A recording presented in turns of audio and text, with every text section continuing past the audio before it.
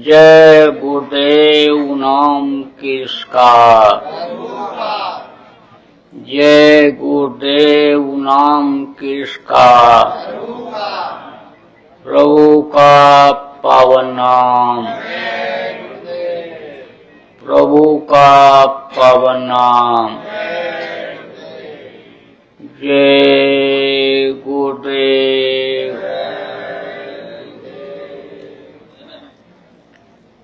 मेरे प्यारे गुरु दातार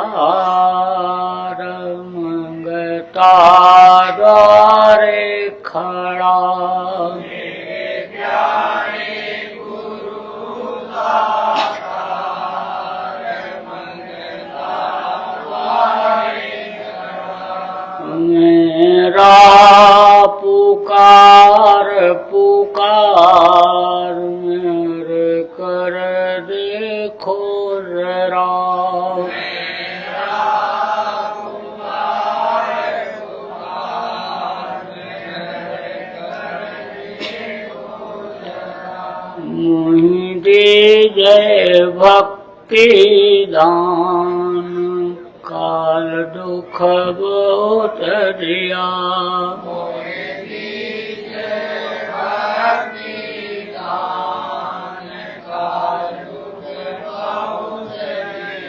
मेरे तड़प उठी मां दरस को तरस रहा, मेरे तड़प उठी मां दरस को तरस रहा।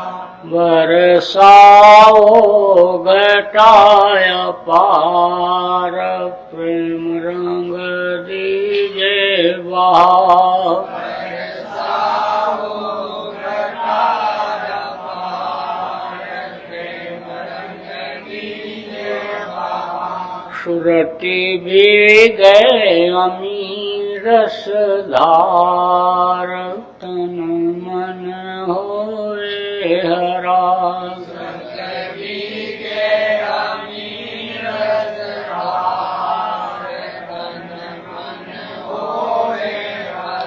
मेरा जीवन सफल हो जाए, तुम गुण गाऊं सदा, मेरा जीवन सफल हो जाए, तुम गुण गाऊं सदा। मैं निश्चय दमनकार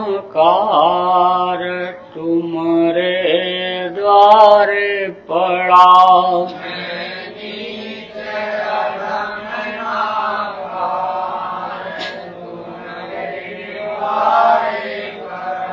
मेरी विनती सुनो दर प्यार, घट उमगाओ दया, मेरी विनती सुनो दर प्यार, घट उमगाओ दया।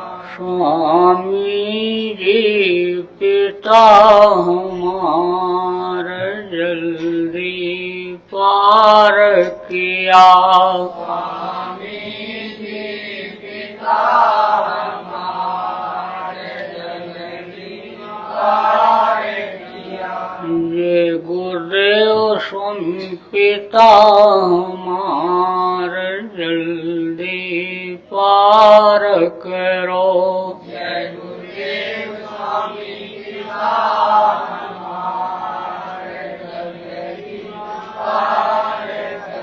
मेरे प्यारे गुरु दातार मंगता द्वारे खड़ा, मेरे प्यारे गुरु दातार मंगता द्वारे खड़ा। मेरा पुकार पुकार मेरे कर देखो जरा, मेरा पुकार पुकार मेरे कर देखो जरा। जय गुरु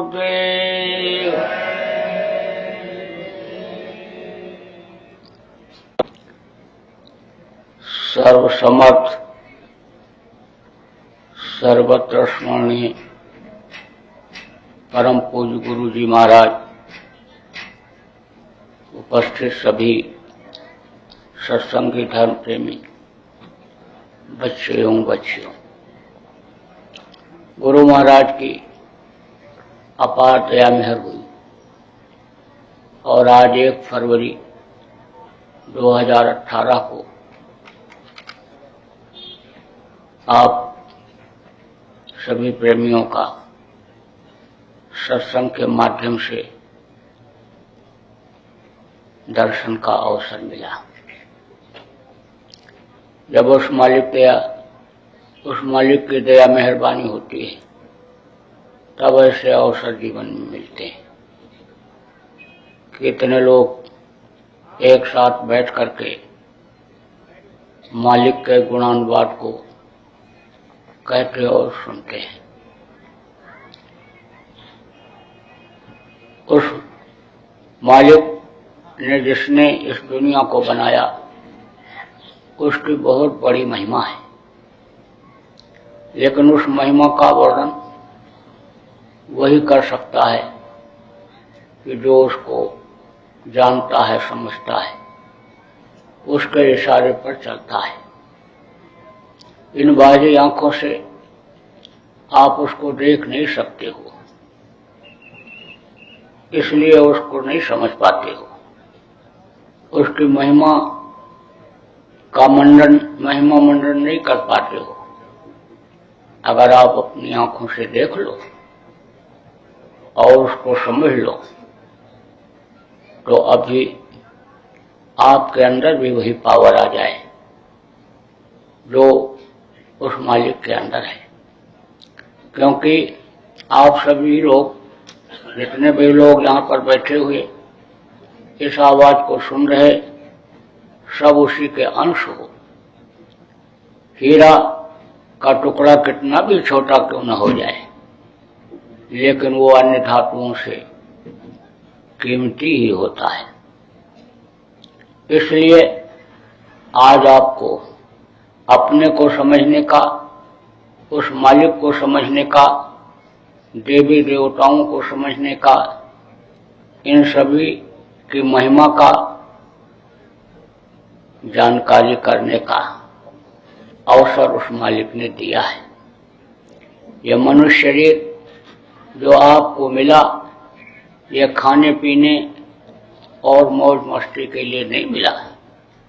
जैसा कि इस शरीर को लोग इस काम में लगा दे रहे और समय पूरा हो जाने पर इसको यहीं छोड़ करके इस शरीर के लिए जितनी भी चीजें इकट्ठा कर रहे, सब यहीं छोड़ करके और दुनिया संसार से खाली हाथ चले जा रहे हैं।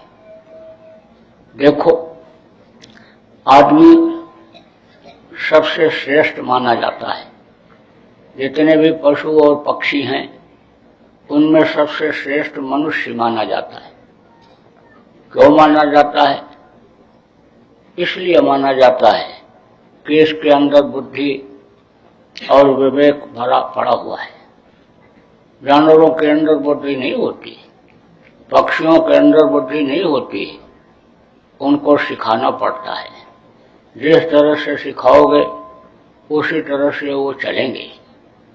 लेकिन मनुष्य को समझा दिया जाए, बता दिया जाए और उस चीज को अगर वो पकड़ ले, उसको करने लग जाए, तो आदमी से कहते हैं कि देव बन जाता है।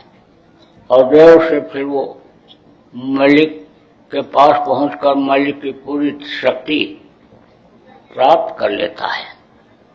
अब आप ये समझो कि जब ये देव दुर्लभ शरीर बताया गया, देवता जिसके लिए 24 घंटे तरसते रहते हैं कि थोड़े समय के लिए भी अगर हमको मनुष्य शरीर मिल जाता तो हम अपना काम बना लेते, ऐसा देव दुर्लभ शरीर पाते हुए भी और आप इसका उपयोग ठीक ढंग से न करके और पशु पक्षी जैसे खाते बच्चा पैदा करते और उस दुनिया संसार से चले जाते, ऐसे आप भी अगर चले जाओ तो उनमें और आप में अंतर क्या रह जाएगा।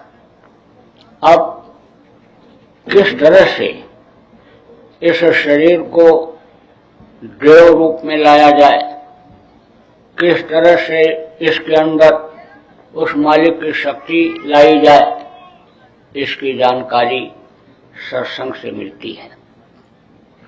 कथा आप सुनते होंगे, राम कथा, कृष्ण कथा, भागवत की कथा, महाभारत की कथा जगह जगह होती रहती है।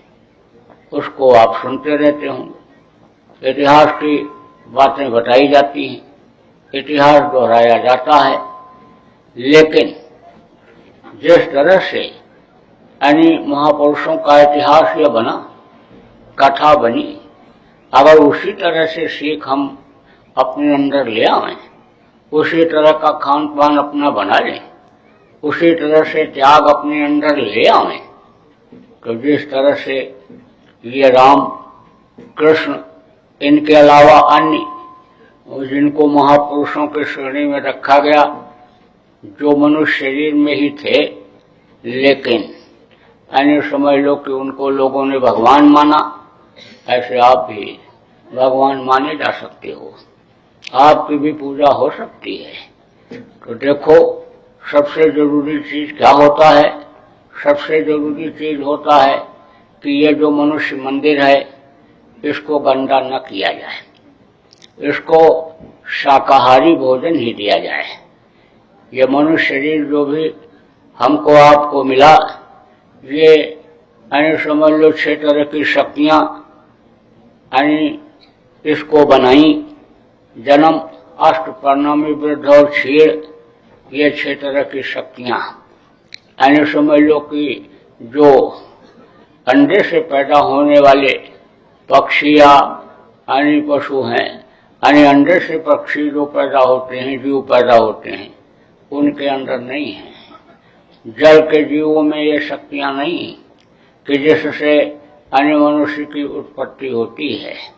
तो मनुष्य इसीलिए बुद्धि विवेक से पूर्ण होता है कि इसमें 5 तत्व होते हैं, जल, पृथ्वी, अग्नि, वायु और आकाश। इन तत्वों की कमी न होने पावे। जब ये तत्व की कमी हो जाती है तो आदमी पागल हो जाता। तत्व की कमी हो गई तो देख लो कि अन्य समझ लो कि असर पड़ा तो अपंग हो गया, अंधा हो जाता है, बहरा हो जाता है, लूला लंगड़ा हो जाता है, पैर काम नहीं करता, हाथ काम नहीं करता है। तो उसका क्या कारण है? कारण ये है कि शरीर को पोषक तत्व नहीं मिला। डॉक्टर कहते हैं कि भाई इनका पैर सूख रहा है और इनका जो है दिमाग काम नहीं कर रहा है, तो इनको हरी सब्जी खिलाओ, आंख से नहीं दिखाई पड़ रहा, हरी सब्जी खिलाओ। इस तरह से वो खाने पीने के लिए चीजों को बताते हैं। तो ये रोग क्यों बढ़ रहे हैं? रोग इसलिए बढ़ रहे हैं कि मांसाहार बढ़ रहा है। जानवरों को, पक्षियों को मार करके लोग इस शरीर के अंदर पेट में डाल रहे, उससे जो खून बन रहा है वो मनुष्य के खून से बेमेल हो रहा है। तो तरह तरह की बीमारियां शरीर के अंदर व्याप्त हो रही हैं। दवा तो डॉक्टर खिलाता जाता है, लेकिन तकलीफ नहीं जाती है। तो उसका मुख्य कारण क्या है? कारण यही है कि खून बेमेल हो गया। आप कोई देर में पचने वाली चीज है, जल्दी हजम होने वाली चीज नहीं, उसको खा लो तो कहते हो भाई दिमाग काम नहीं कर रहा है, गैस बन गई, पेट फूल गया। डॉक्टर के पास जाते हो तो वो आने समझ लो कि नब्ज पकड़ता है और फिर उसके बाद ब्लड प्रेशर की मशीन लगाता है और चेक करता है तो कहता ब्लड प्रेशर बढ़ गया। अब आप देखो, खाने की चीजों से ही ब्लड प्रेशर बढ़ा, खून बना, खून का दौरा बढ़ा। ऐसे ही पशुओं का, जब पक्षियों का मांस शरीर के अंदर आने लगता है तो दिमाग काम ठीक से नहीं करता। जब दिमाग ठीक से काम नहीं करता है तो वो अन्य समय लोग समझ नहीं पाता अच्छाई और बुराई का, तो प्रकृति के नियम के खिलाफ काम करने लग जाता है, तो प्रकृति सजा देने लग जाती है। अब आप इस समय पर देखो, न समय पर जाड़ा हो रहा, न समय पर गर्मी पड़ रही, न समय पर बरसात हो रही है। जबकि एक समय ऐसा था कि काश्तकार अपने खेत में खड़ा होकर के हाथ जोड़ करके पानी मांगता था, बादल बरस जाते थे। वीर तरकश से तीर निकाल करके धनुष पे चढ़ा करके मारता, दुश्मन को मार करके तरकश में तीर फिर आ जाया करती थी। तो अब आप ये समझो वो शक्ति और वो ताकत कहाँ चली गई, वो खत्म हो गई। मोटी मोटी बातें आपको बताऊंगा।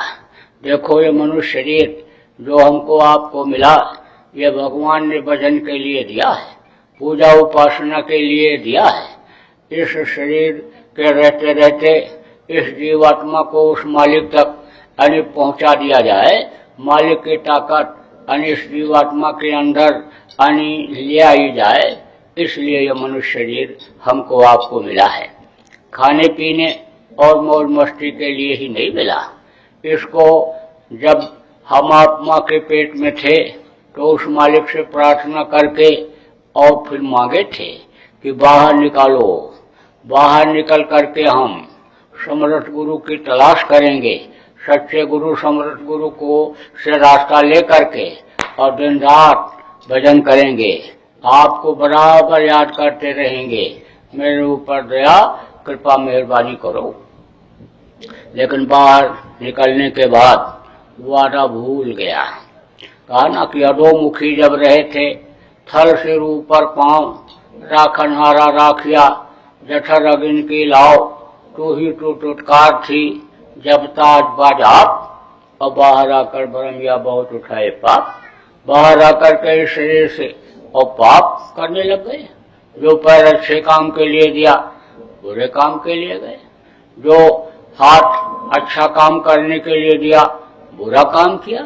आंख से बुरा देखा, कान से बुरा सुना, मुंह से बुरा बोले, बस बुराइयों में ही अन्य समझ लो समय निकला जा रहा और निकल गया। तो ये तो है मृत्युलोक। इस मृत्युलोक में जितने भी लोग आए, सब अन्य समझ लो कि छोड़ करके इसको गए। यहाँ कोई अन्य इस धरती पर जो पैदा हुआ, अन्य वो रहा, अन्य समय पूरा होते ही इस अन्य धरती से उसको हट जाना पड़ा। चाहे महापुरुष रहे हूँ और चाहे राजा महाराजा रहे हूँ, चाहे शेठ साहूकार रहे हूँ, लेकिन सबको जाना पड़ा। तो बस ऐसे ही अन्य समय लो कि समय आदमी का बीत जाता है। होश आ रहा है किसी को, कभी कभी होश आता है जब किसी मुर्दा को जलवाने के लिए, गड़वाने के लिए शमशान घाट पर जाता है। जब तक मुर्दा जलाने की तैयारी होती है, लोग बैठ करके बहुत अच्छी अच्छी बातें करते हैं। क्या गया बेचारे के साथ, सब कुछ यहीं छूट गया। नंगा रह करके, भूखा रह करके धन कमाया, मकान बनाया, बाल बच्चों को पढ़ाया लिखाया, रोजी रोजगार में लगाया, धन पुत्र परिवार मान प्रतिष्ठा वैभव सब कुछ होते हुए कोई भी चीज साथ नहीं गई। हंसा अकेले उड़ गया। तो अब आप इस बात को समझो कि जब दूसरा आदमी इस चीज को सुनता है तो कहता है, भाई देखो एक दिन यहाँ सबको आना पड़ेगा, ये शमशान घाट पर सबको एक दिन आना पड़ेगा, दुनिया की यही गति है। नौजवान बैठा सुनता रहता है, कहता बात तो ये सब लोग सही कह रहे हैं, लेकिन अभी हमारी गृहस्थी कच्ची है, बच्चे छोटे छोटे, घर मकान बना नहीं है। घर मकान बन जाए, गृहस्थी सेट हो जाए और फिर तो हमको भजन भाव भक्ति में ही लग जाना है। तो अब आप सोचो कि आज तक किसी की गृहस्थी सेट हुई ही नहीं, क्योंकि गृहस्थी को सेट करना सीख नहीं पाया। सत्संग में कभी जाना पसंद नहीं किया, सत्संग कभी मिला नहीं। जब सत्संग मिलता है तभी तो इस चीज की जानकारी हो पाती है कि भाई भाई के साथ कैसा व्यवहार करे, पिता पुत्र के साथ कैसा बर्ताव करे, पति पत्नी का फर्ज क्या होता है, कैसा खाया जाए, कैसा पहना जाए, त्याग तपस्या क्या चीज होती है, योग भोग क्या होता है, ये सारी चीजें तो सत्संग से मालूम होती हैं। तो सत्संग मिला नहीं, सत्संग में गए नहीं, बस आए और गृहस्थी को सेट करने में लग गए। तो गृहस्थी ऐसे सेट किसी की आज तक हुई ही नहीं। और जितना ही इसको सेट करने में लगता है उतनी ही ये उलझती चली जाती है।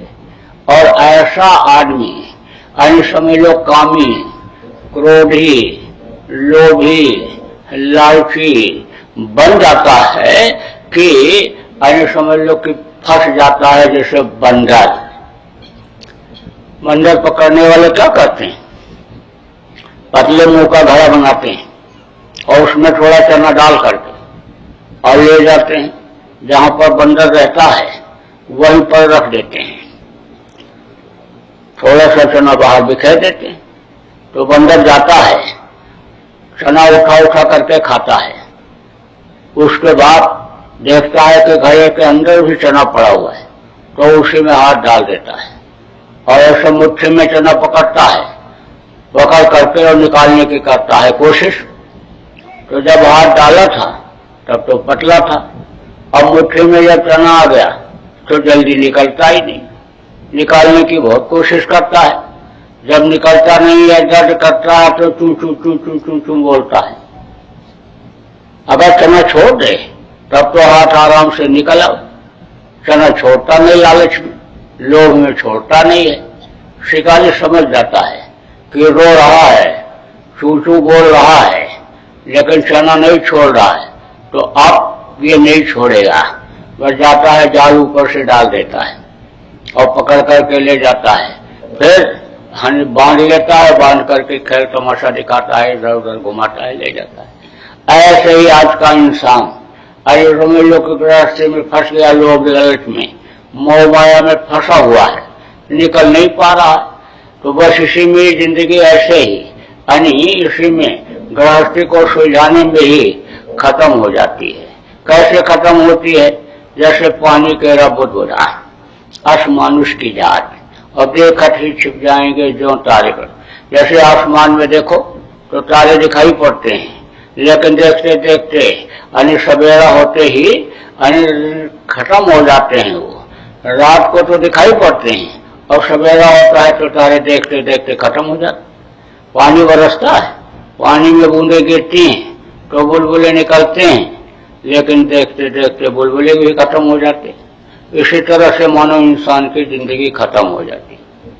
तो सबको यानी सांसों की जो ये पूंजी मिली है खर्च करने के लिए, गिन करके मिली है, बस ये जैसे खत्म होती है वैसे शरीर धड़ाम से गिर जाता है, कहीं भी रहता है, बस ये तुरंत गिरता है। इंतजार नहीं होता है समय पूरा होने के बाद कि घर पर पहुंच जाएं या शक पर दस्तखत कर दें या कोई काम देख लें या रोटी खा लें, कोई मौका वो नहीं देता है।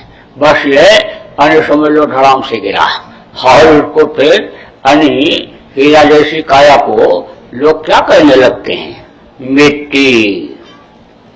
आप इतने आदमी बैठे हो, अभी किसी के शरीर के ऊपर हाथ रख करके कहो कि ये तुम्हारा मिट्टी है, तो कहेगा नालायक कहीं के, मिट्टी बता रहा है, ये हीरा जैसी काया और उसको ये मिट्टी बता रहा है। लेकिन प्राण निकलने के बाद उसको लोग मिट्टी ही कहते हैं और कहते ले जाओ और जलाओ, नहीं तो मिट्टी खराब हो जाएगी। तो ये मिट्टी के खिलौने को मिट्टी में मिला देते हैं, जला करके या जमीन में नीचे दफन करके। अब इस शरीर को जो चलाती है जीवात्मा, उसका क्या हाल होता है? उसका हाल ये होता है कि उसको पिशाच के शरीर में बंद करके यमराज के दूत ले जाते हैं, यमराज के सामने पेश कर देते हैं और फिर वो पूरे जीवन के कर्मों को देख करके और उसी के अनुसार सजा बोल देता है। क्योंकि आपको ये नहीं पता है कि हम जो कुछ भी कर रहे हैं उसको हमारे अलावा और भी कोई देख रहा है। बहुत से लोग कहते हैं ना, आंख बचा करके गलत काम कर लो, क्या कहीं कोई देख रहा है? लेकिन आपको ये नहीं मालूम है कि आपके दोनों कंधों पर पैदा होते ही दो दूत बैठा दिए गए, एक अच्छा लिखता है एक बुरा लिखता है, और जब समय पूरा हो जाता है तो ये अपना फाइल अपना कागज अपना टेप अन्य ले जा करके वहां पहुंचा देते हैं जो बैठाता है कंधों पर। अब उसके सामने पूरा बचपन का और बुढ़ापे तक का जो अच्छाई और बुराई होता है वो सामने आ जाता है। उसी के आधार पर वो सजा बोल देता है, ले जाओ उनको नरकों में डाल दो। अब वहां काटे गए, सड़ाए गए, गलाए गए, तपाए, वहां से छुटकारा मिला तो कीड़ा मकोड़ा सांप गोजर बिच्छू के शरीर में बंद किए गए। वहां से छुटकारा मिला तो 9 महीने माँ के पेट में उल्टे लटकना पड़ा। 9 महीने से पहले कोई भी बच्चा माँ के पेट में पड़ करके बाहर नहीं निकलता है, 9 महीने माँ के पेट में रहने ही पड़ता है। जो माँ के पेट की आग है अपनी जिसको कहते हैं उसमें जलना पड़ता है। टट्टे पेशाब मांस के लोथड़े मुंह के सामने जो रहते हैं यानी वो समझ लो कि उसकी बदबू यानी बर्दाश्त करनी ही पड़ती है। फिर आप ये समझो कि वहां से यानी जब पैदा होते हैं बाहर निकाले जाते हैं तो रोते हुए और एकदम नंगे वहां से यानी माँ के पेट से यानी समझ लो कि कोई भी बच्चा पैदा होने वाला बाहर निकलने वाला यानी कोई चड्डी बनियान पहनकर पैदा नहीं हुआ आज तक, सब नंगे पैदा होते हैं। कहा कि नंगे पैदा हुए हो और नंगे करके ही भेज दिए जाओगे। अब आप समझो पैदा होते समय भी नंगे, और जब शमशान घाट भेजा जाता है तो भी समझ लो कि सारे कपड़े जेवर या जो कुछ भी चीज बदन पर रहती है उसको उतार लेते हैं और नंगे करके ही भेजते हैं। अब फर्क ये जरूर रहता है कि पैदा होते समय तो समझ लो कि मुट्ठी बंधी रहती है और दुनिया संसार से जाते समय मुट्ठी भी खुल जाती है। यानी जब पैदा होते हैं तो 4 पदार्थ का चलता के अर्थ धर्म काम मोक्ष सब मुट्ठी में लेकर आते हैं, लेकिन न मतलब इस मनुष्य शरीर का समझ पाने से आने जाते समय से हाथ फैला करके बिल्कुल खाली हाथ चले जाते हैं। तो अब आप समझो है कि रोते समय ही पैदा होना पड़ा और रोते समय ही रोते ये जिंदगी ऐसे ही खत्म हो जाती है। अब आपको ये बात इसलिए बता रहा हूँ कि यह मनुष्य शरीर जो आपको मिला है ये दोबारा फिर जल्दी मिलने वाला नहीं है। इसलिए उस मनुष्य शरीर के पाने का मतलब आप समझो। आज तक देखो जो भी यानी उस मालिक का दर्शन किया या देवी देवताओं का दर्शन किया इसी मनुष्य शरीर से किया, और ज्यादातर लोगों ने गृहस्थ आश्रम में ही किया। अब आप ये भी समझ लो कि दुनिया किसने बनाया? उस मालिक ने बनाया। दुनिया बनाने वाला अगर आपको मिल जाए तो दुनिया की चीजों के लिए आपको तरसना नहीं पड़ेगा। फिर तो जो इच्छा की नहीं मनवाही और प्रताप का दुर्लभ नहीं, जिस चीज की इच्छा आप करोगे वो चीज हाजिर हो जाएगी। तो आप सब लोग भाग्यशाली हो कि जिनको यह मनुष्य शरीर मिला, और इस बात के लिए भाग्यशाली हो कि आपको उस मालिक का दर्शन करने का, देवी देवताओं के दर्शन करने का, अनहद वेद वाणी सुनने का आने समझ लो कि रास्ता भी आज मिल जाएगा। अब यह है कि सुन करके अगर आप इस पर अमल नहीं करोगे तो यह समझ लो कि कोई फायदा होने वाला नहीं है। इसलिए आप इस चीज को सुनो, समझो और करोगे तो फायदा दिखेगा। मैं कहता हूँ कि आग में गर्मी है और आप आग के करीब नहीं गए तो आपको क्या पता कि गर्मी है कि ठंडी है।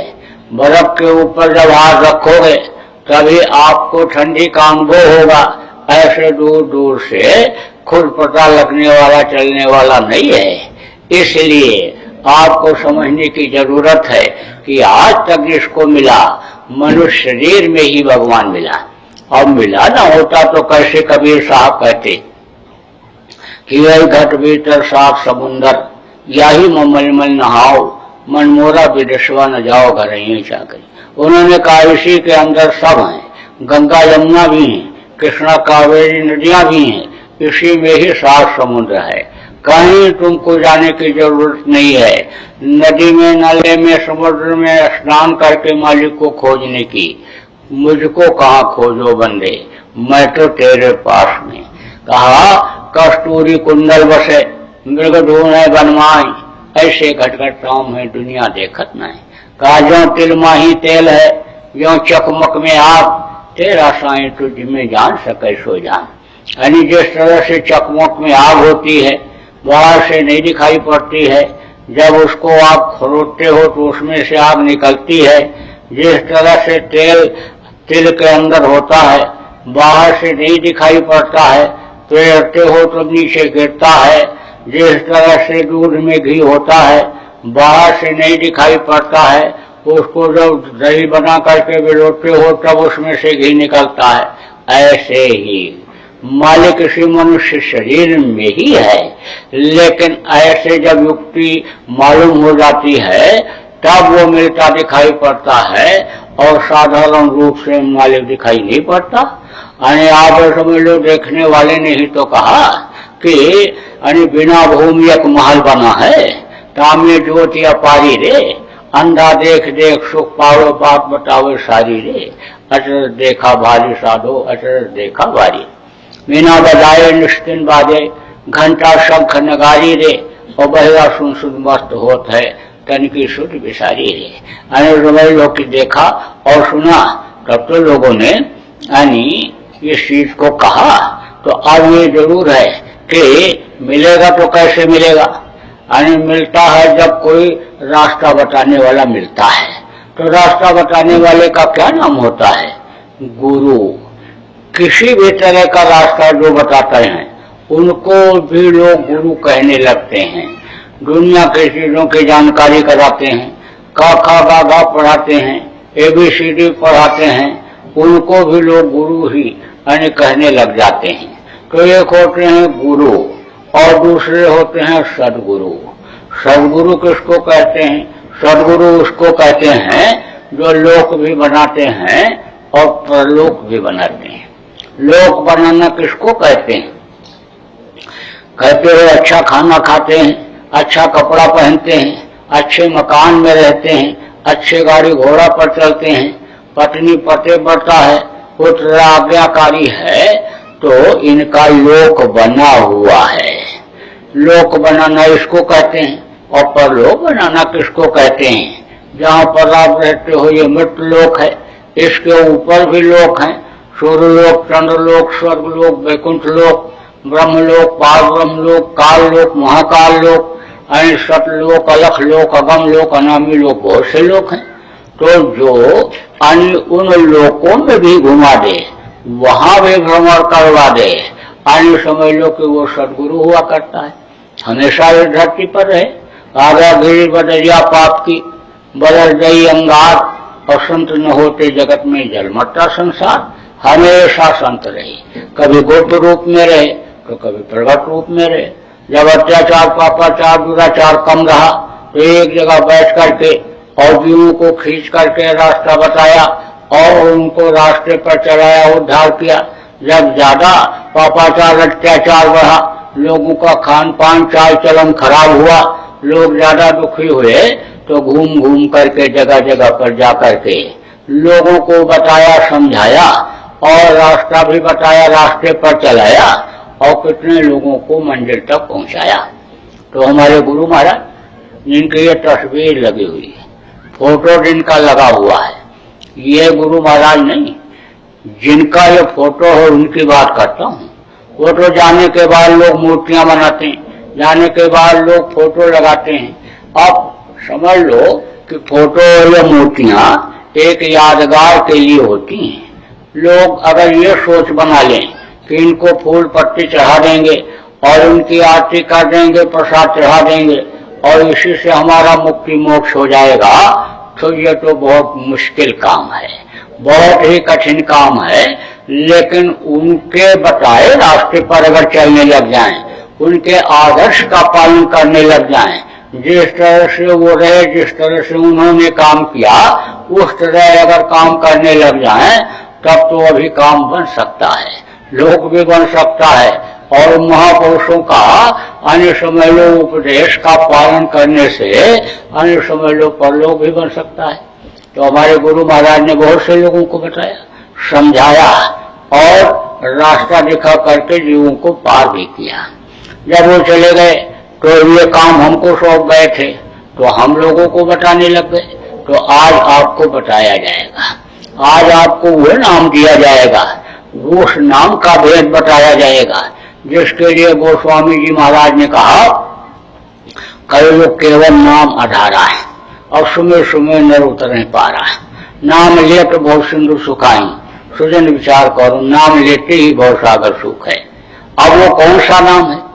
कोई न कोई नाम आप लोग जपते होगे, कहते होगे, आप याद करते होगे किसी न किसी नाम से उस मालिक के।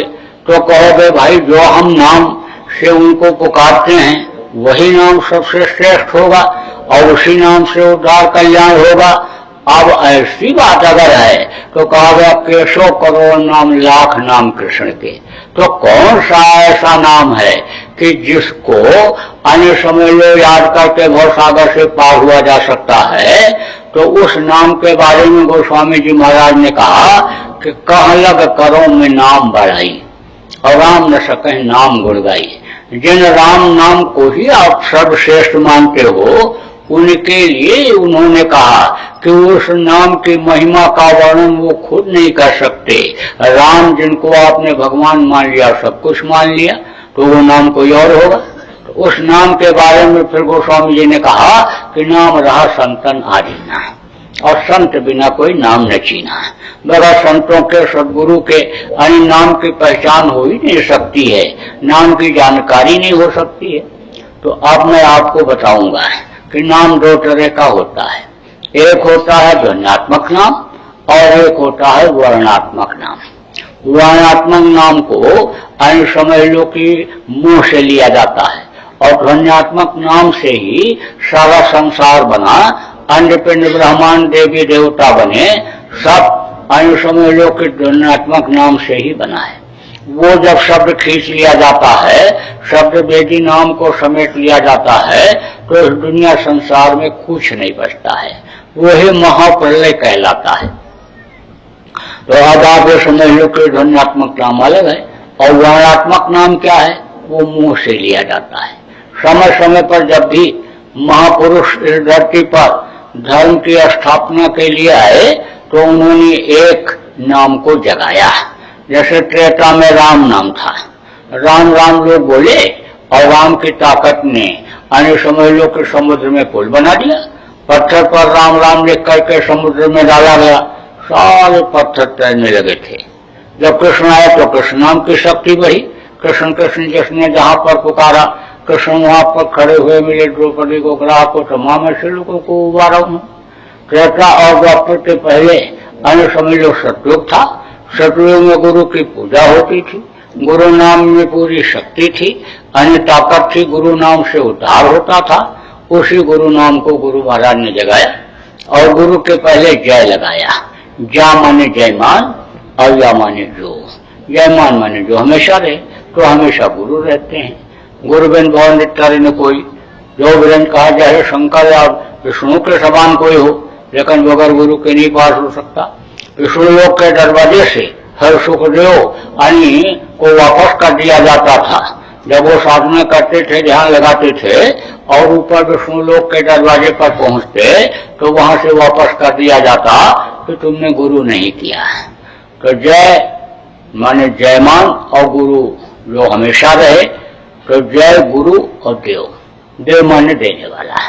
देखो ये लोगों का भ्रम और भूल है कि देवी के मूर्ति के सामने बकरा काट करके चढ़ा देंगे, मुर्गा काट करके चढ़ा देंगे और देवी खुश हो जाएंगी, तो धन दे देंगी, पुत्र दे देंगी, परिवार में बढ़ोतरी कर देंगी। यह सबसे बड़ा भ्रम और भूल है। क्यों? क्योंकि जिसको अन्य देवता मान बैठे हैं, उन देवता को किसने बनाया? अन्य समझ लो कि जिसने देवताओं को देखा ही नहीं, आदमी ने पत्थर काट करके मूर्ति बना दिया, स्थापित कर दिया और मान्यता दे दिया। अब मान्यता आदमी के दिए हुए अन्य मूर्ति के सामने अन्य समय लो बकरा चढ़ा देना, हम मुर्गा काट करके उस मालिक के बनाए हुए जीव को अन्य उसके सामने चढ़ा देना, ये सबसे बड़ा भ्रम और भूल है। देवता तो देवता होते हैं, वो देवता नहीं होते हैं, जान के प्यारे नहीं होते हैं, किसी की भी जीव की हत्या नहीं पसंद करते हैं, बल्कि वो सजा दे देते हैं। इस चीज का आज आप सब लोगों को ज्ञान कराया जा रहा है, बताया जा रहा है कि देवी देवता इससे खुश नहीं हो सकते हैं, कभी भी बलि मत चढ़ाना। किसी भी देवी देवता जिनको मान्यता आपने दे रखा है, उनके मूर्ति के सामने या उनके स्थान पर जीव हत्या मत करना। तो अब आगे समझ लो कि देव माने देने वाला। तो यह जय गुरुदेव नाम, ये किसी आदमी इंसान का नाम नहीं है, यह भगवान परमात्मा का नाम है और परमात्मा की पूरी शक्ति इस जय गुरुदेव नाम में अन्य समझ लो की भरी हुई है। किसने भरा था? हमारे गुरु महाराज ने भरा था। वो तो इस दुनिया संसार से चले गए, लेकिन जय गुरुदेव नाम में शक्ति ताकत आज भी है। उस समय पर लोगों ने आजमाइश किया, खूब आजमाइश किया, मुसीबत के समय जय गुरुदेव नाम बोले, जान माल की रक्षा किए। आप देखो ऐसे जा रहे, बस मधुमक्खियां आई उड़ करके और लग गई और लगी काटने। तो जब मधुमक्खी छेदने काटने लगती हैं तो बगल का ही आदमी छोड़ करके भाग जाता है। फिर चिल्लाया जय गुरुदेव बोला। जब देखा कोई नहीं सहारा बचने का, तब जय गुरुदेव बोला। बस हवा चली और ऐसे घूमी और धूल उड़ी, मधुमक्खियों के आंखों में लगी और मधुमक्खियां छोड़ करके चली। नहाने के लिए गया, डूबने लग गया, तिनके का भी सहारा नहीं है। जय गुरुदेव बोला। बस तेज हवा के साथ पानी की हिलोर आई और खींच करके ले जाकर के किनारे लगा दिया। देखो, मौत के समय बहुत पीड़ा होती है, बहुत दर्द होता है, हड्डी हड्डी चटकती है, आंख की रोशनी खत्म हो जाती, कान से सुनाई नहीं पड़ता है, जबान तुतली हो जाती है। बहुत से लोगों का देखो टट्टी और पेशाब तक हो जाता है। तो जब मौत की पीड़ा हुई और दर्द हुआ बदन में, जब चिल्लाया रोया, कोई मददगार जब नहीं हुआ, तमाम रिश्तेदार पड़ोस के लोग, घर के लोग, डॉक्टर लोग ऐसे खड़े, लेकिन जब देखा मदद कोई नहीं कर पा रहा है, तब प्रेमी कान में जय गुरुदेव बोला। बस बोलने के बाद ही अन्य समझ लो उसका रोना चिल्लाना बंद हो गया और आंख खोल करके बोला कि सारी तकलीफ, सारी पीड़ा, सारा दर्द खत्म हो गया। वो जो लंबी टेढ़ी नाक वाले, बड़ी बड़ी 3 आंखों वाले और वो कुरूपी चेहरा वाले हथौड़ी मुद्दर मसाल लेकर के यमराज के दूत इस शरीर को खाली कराने के लिए आए थे, अब वो सब हट गए। हमको खूब आराम मिल रहा है, कोई दिक्कत नहीं, कोई परेशानी नहीं। अब आप समझ लो कि मौत के पीड़ा में भी जय गुरुदेव नाम अन्य समझ लो कि मददगार रहा। तो जय गुरुदेव नाम को जगाने वाले तो गुरु महाराज चले गए, लेकिन जय गुरुदेव नाम में आज भी शक्ति है, पावर है। कभी भी आप अपनी जान माल की रक्षा जय गुरुदेव नाम बोल करके कर सकते हो। इस बात का आप लोग प्रचार भी कर सकते हो कि जय गुरुदेव नाम में ताकत है, शक्ति है। कोई भी मुसीबत के समय शाकाहारी, नशा मुक्त, सदाचारी व्यक्ति जय गुरुदेव नाम को बोल करके अन्य मदद ले सकता है।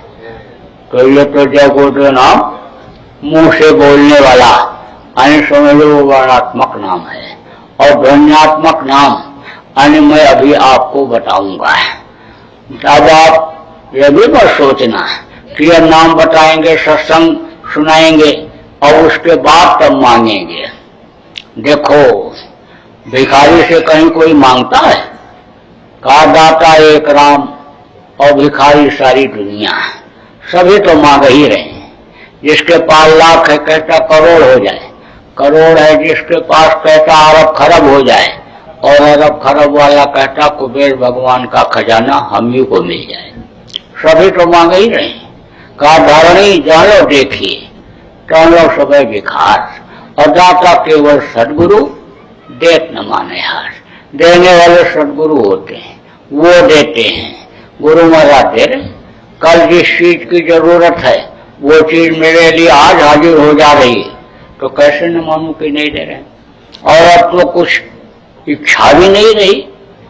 मोटी बात आप ये समझो कि गुलाम जो होता है, गुलाम की अपनी कोई ख्वाहिश इच्छा नहीं होती है। गुलाम को जो उसका मालिक खिलाता है वो खाता है, जो पहनाता है वो पहनता है, जहाँ रखता है वहाँ पर वो रहता है, जो काम करवाता है उस काम को वो करता है। तो जब हम गुरु के गुलाम हो गए तब अब इच्छा किस बात की? कोई बात की इच्छा नहीं रह गई। अब आप ये समझो कि आप यहाँ पर आए हो, आपको मैं देख रहा हूँ, आप मुझे देख रहे हो, तो आपको जब देख रहा हूँ तो आपसे प्रेम हो रहा है। देखने से ही प्रेम होता है एक दूसरे के। तो आप तो ये कहोगे कि भाई हम गोरे चिट्टे हैं, हम सुंदर हैं, सुशील शरीर वाले हैं, हमारे अच्छे कपड़े हैं, हम धनी मानी हैं, गाड़ी घोड़ा वाले हैं, उच्च कुल खानदान के हैं, पढ़े लिखे योग्य हैं, इसलिए इनको हमसे प्रेम हो रहा होगा। तो आप इन चीजों को देखते हो, कहते हो धनी मानी से, पढ़े लिखे से हम रिश्तेदारी करेंगे, पैसे वाले से दोस्ती करेंगे, हम बलवान हैं ये यानी इनके साथ करेंगे कि हमारा मदद करेंगे, बचत करेंगे, हमारी जान बचाएंगे, हमारे लड़ाई झगड़े में मददगार होंगे, ये प्रभावशाली हैं। आप तो इन चीजों को देखते हो। आप तो एरिया के हिसाब से कि हमारे एरिया के हैं, हमारे प्रांत के हैं, हमारे भाषाभाषी हैं, या हमारे समाज के हैं, कुल खानदान के हैं, आप तो इस चीज को देखते हो। और हम तो देखते हैं आपकी आत्माओं को, क्योंकि आत्मा तो सब उसी मालिक की है। ईश्वर अंश जीव अविनाशी, सब के अंदर उसी मालिक की अंश है जीवात्मा, और एक जैसी है, कोई छोटी बड़ी नहीं है, कोई मोटी और कोई ऐसी नहीं है चमकीली या मलिन या काली नीली पीली नहीं है, सबकी जीवात्मा एक जैसी है। अब आप ये समझ लो आपके अंदर जो जीवात्मा है वो भी वैसे ही है। ऊंट के अंदर है, हाथी के अंदर, घोड़े के अंदर, चींटी के अंदर, चींटी से भी छोटे जीव होते हैं, उनके अंदर की भी आत्मा एक जैसी है। इतनी छोटी है कि इन बाहरी आंखों से उसको देखा नहीं जा सकता है। कोई भी आप समझ लो सूक्ष्मदर्शी यंत्र से इस जीवात्मा को देखा नहीं जा सकता है, तो इतनी छोटी है। तो वो तो सब एक जैसी है। और जिसमें यानी ये जीवात्मा बंद की गई वो शरीर सबका एक ही जैसा है।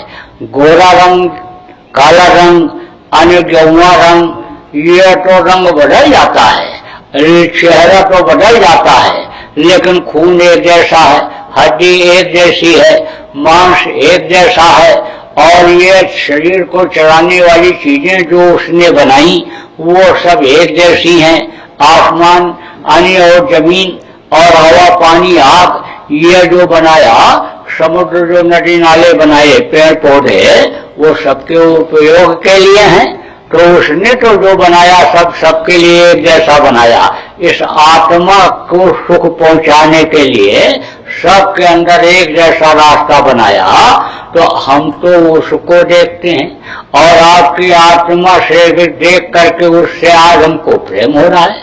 तो अब अपने लिए तो गुरु महाराज से कुछ नहीं मांगना है, लेकिन जरूरत पड़ेगी तो आप मालिक के बंदे हो, आपके अंदर मालिक की अंश जीवात्मा है, तो जरूरत पड़ेगी तो आपके लिए गुरु महाराज से मांग लूंगा, मालिक से मांग लूंगा, अपने लिए कुछ नहीं मांगना।